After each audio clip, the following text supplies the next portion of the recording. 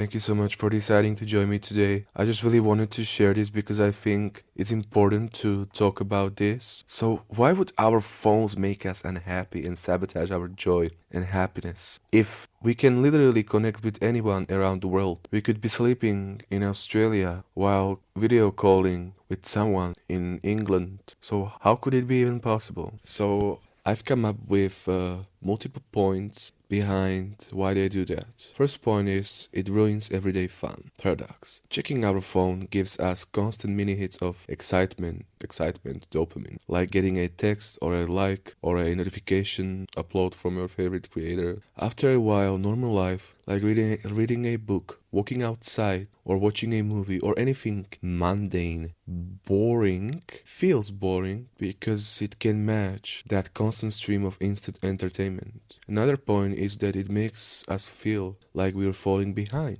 Social media is a highlight reel. You're sitting on your couch on a Tuesday night while scrolling past people on vacation, looking great or winning at life, or in a relationship while you're lonely as fuck. Even if you know many times it's fake or hyper polished, your brain still compares your average day to their best moments. Another thing is it chops up your concentration. Ever try to enjoy something, but your hand keeps reaching for your phone every 2 minutes? Our brain never gets to fully relax or get deeply into what we're doing. That constant interruption leaves us feeling scattered and drained. And it's a micro thing, it's a thing we don't realize, but it actually does something. That's a sort of harm.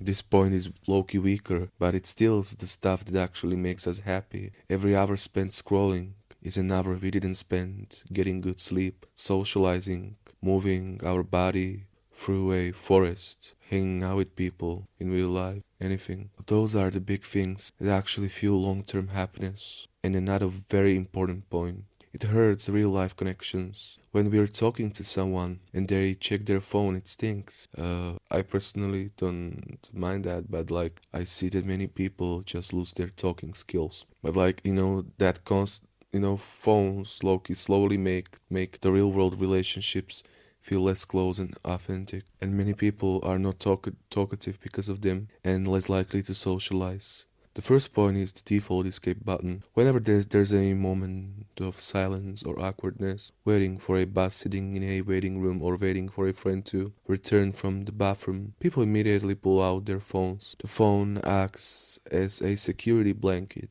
because nobody's ever bored for even 5 seconds. Nobody looks up to start a random conversation. Social muscles get weak.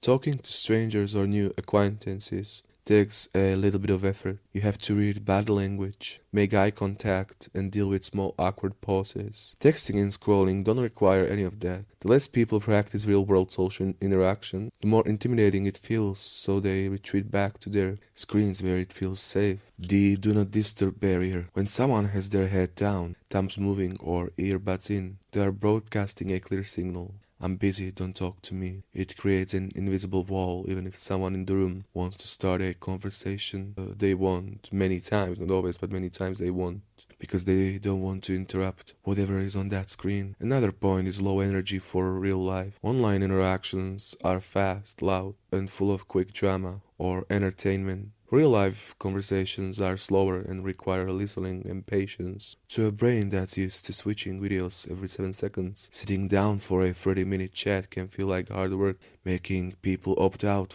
of socializing altogether. Number 10 is fake connection replaces real connection. People feel like they are socializing because they watched their friend's story, commented on a post, or sent a meme in a group chat. But digital interaction doesn't give your brain the same feeling of genuine closeness that laughing in the same room does. It leaves people feeling full of social noise, but empty of actual human connection. And I think that's the reason why we should talk about this and why it felt really important for me to share this. Because if we don't talk about it, if we don't share on social media, even stuff like this, we will never fix it. Thank you from the bottom of my heart for your precious time. I truly appreciate it. Feel free to hang out with me even more in other videos, but absolutely no pressure, and explore anything mind-blowing. Take care, especially take care, and I can't wait to catch you soon.